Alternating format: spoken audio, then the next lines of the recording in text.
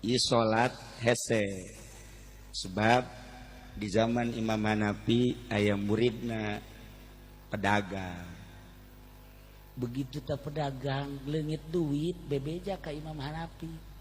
Assalamualaikum. Waalaikumsalam. Aya naon? Mama abdi ieu minta tulung ka mama. Aya naon? Hasil dagang duit dikumpulkeun dina bungkusan. Haju bungkusan tersebut ditenden wallahu alam di mana kula nendeuna Gusti teangan imah meja lamari teu kapanggih.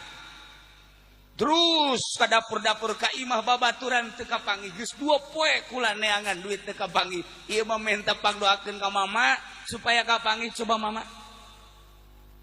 Oh cek Imam Hanafi penting